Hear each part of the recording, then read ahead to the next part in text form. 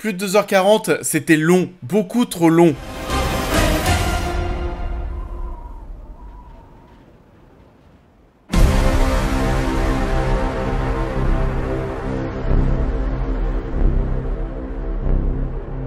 Bonjour à tous, j'espère que tout le monde va bien en ce début de semaine parce que oui, c'est parti pour ce mois de juillet. On va évoquer aujourd'hui la première grosse attente de ce mois. Il y aura bien sûr ensuite Barbie et Oppenheimer. Il y a de très grosses choses qui débarquent en salle. Je pense qu'au niveau du box-office, ça devrait plutôt bien se passer.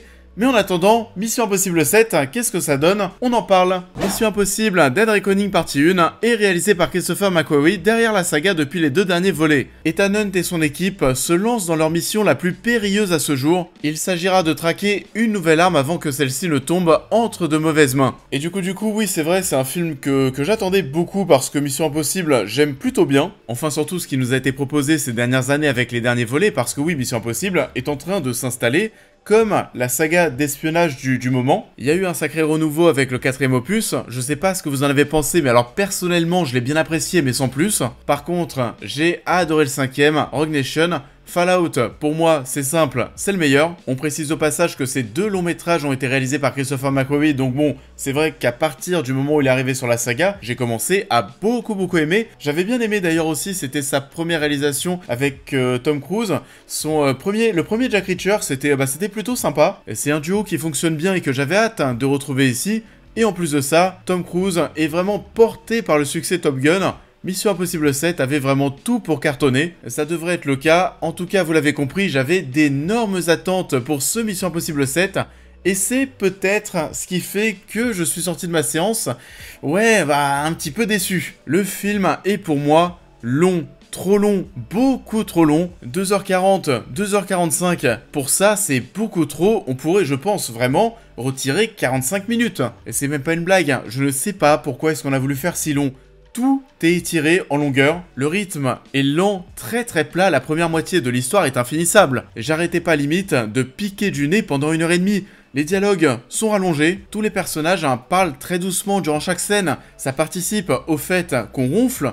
Les personnages parlent en marmonnant, ça vous l'avez compris, la musique est discrète, les dialogues s'éternisent, et je sais pas mais il y a une ambiance globale assez plate durant la moitié du film qui m'a pas mal dérangé, et ça c'est pas la faute du film.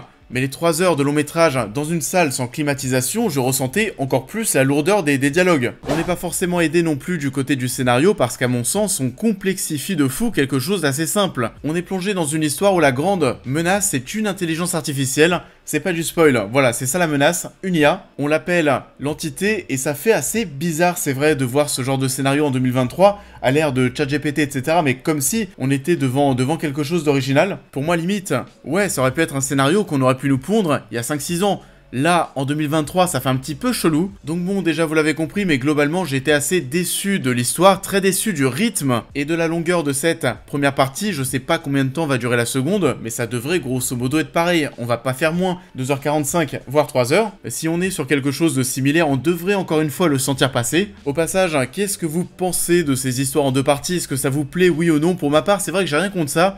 Même si on a souvent une première partie qui est un peu plus posée que la seconde. Pour une fin de saga, personnellement, je trouve que ça peut le faire, comme Harry Potter, j'aime bien l'idée. Mais là, l'acteur semble nous dire en interview qu'il aimerait continuer de faire des missions impossibles pendant encore 20 ans. On est donc pas du tout sur une fin. Je suis pas sûr que cette tocade d'avoir voulu raconter cette histoire en 2 parties soit si utile que ça. Et du coup, oui, vu que ces premières petites choses ne m'ont pas forcément convaincu, on va pouvoir évoquer maintenant le plus important, l'action. Et là aussi, je suis mi-figue mi-raisin. Déjà oui, c'est très clean. C'est très impressionnant, sachant que de nombreuses cascades ont été vraiment jouées et tournées. Ça a de la gueule. Tom Cruise est un grand malade. Oui, on le dira jamais assez. Mais ce qui est quand même embêtant, ici on va pas se mentir, c'est que ton grand moment de bravoure niveau cascade, on l'a déjà vu à 90% dans les trailers et extraits promotionnels.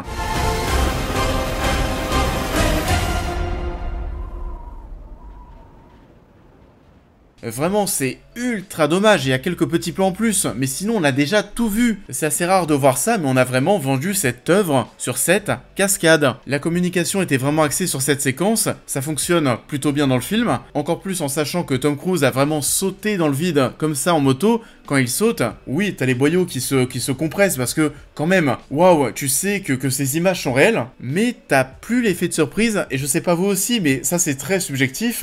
mais personnellement, je trouve que la scène d'introduction de Rogue Nation, le 5e film, avec cette cascade où Tom Cruise est attaché à cet avion qui décolle via quelques câbles, je sais pas, mais personnellement, c'est une cascade qui m'impressionne plus.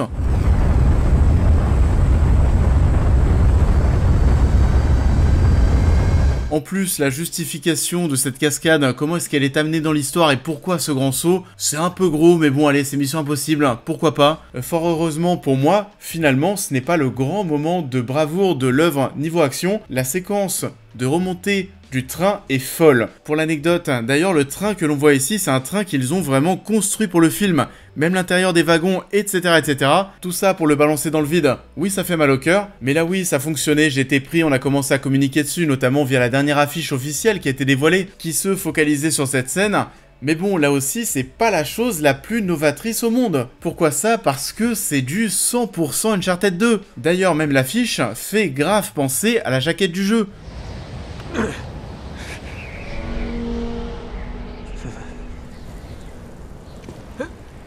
C'est la même chose, mais c'était cool à voir quand même, c'était bien réalisé, il y a cet aspect oui déjà vu, qu'on a ici mais qu'on a aussi un petit peu partout dans le film.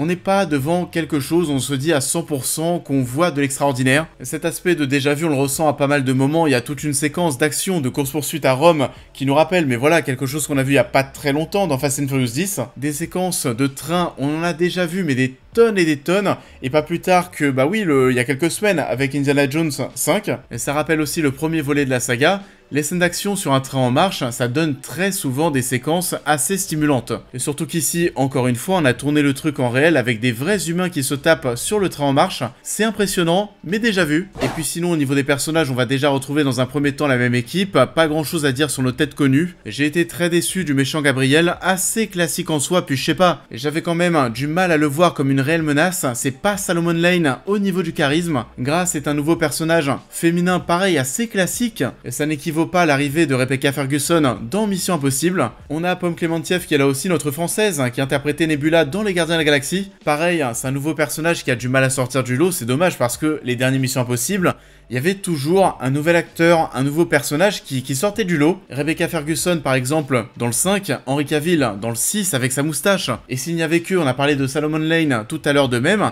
Je pense que je suis pas fou, mais on n'est pas sur le même standing. Bon après on entend un petit peu de français dans le film, on va dire qu'on est content, cocorico, et ça aussi c'est bizarre parce que des dialogues, des conversations en français dans une autre langue que l'anglais, oui il y en a, mais par contre à côté, on se tape toute une intro dans un sous-marin russe avec des acteurs qui parlent en anglais avec un giga accent russe insupportable. Pourquoi ne pas les faire parler en russe, tout simplement? Ça fait partie des choses que j'ai trouvé un petit peu bizarres, mais bon voilà, bah je sais pas, mais oui j'étais déçu, je pense qu'il y a des gens qui vont bien apprécier ce Mission Impossible 7, c'est pas mon cas, et je dis pas non plus que c'est mauvais, attention, tout n'est pas acheté bien sûr, mais je suis surtout déçu par rapport à mes attentes. On sortait d'un Mission Impossible Fallout qui était vraiment excellent, ici c'est quand même bien moins efficace. His fate is written. Shall we write yours too? If anything happens to them, there's no place that I won't go to kill you. That is written. Vous l'avez donc compris, cette première partie de ce Mission Impossible 7 a été un petit peu décevante. J'en attendais plus, au final on est devant un film assez lourd à digérer, les séquences d'action sont de grande qualité, ça a de la gueule, mais on a cette impression d'avoir déjà assisté à ce spectacle. None of our lives can matter more than this mission. I don't accept that. Ça en est tout pour cette vidéo, j'espère qu'elle vous aura plu comme d'habitude, je vous invite à la liker, à la partager, à me dire en commentaire ce que vous avez pensé de l'œuvre en question, à vous abonner, à me suivre sur l'intégralité de mes réseaux pour toutes les news et réactions à l'actualité, mais aussi à devenir membre soutien si vous souhaitez soutenir mon travail, et on va se retrouver très vite sur la chaîne pour cette prochaine critique. Hey Barbie, can I come to your house tonight? Sure. I don't have anything big planned, just a giant blowout party with all the Barbies and planned choreography and a bespoke song. You should stop by. Et on disait que ce Mission Impossible 7 était assez lourd à digérer, on va se retrouver devant quelque chose qui semble plus léger. On se retrouvera bientôt pour parler de Barbie, bien sûr, avant de parler d'Oppenheimer. Les deux films sortent la même journée, c'est absolument dingue. J'ai hâte de découvrir tout ça et de vous en parler. Je vous souhaite à tous en attendant un très bon début de semaine et je vous dis à très vite.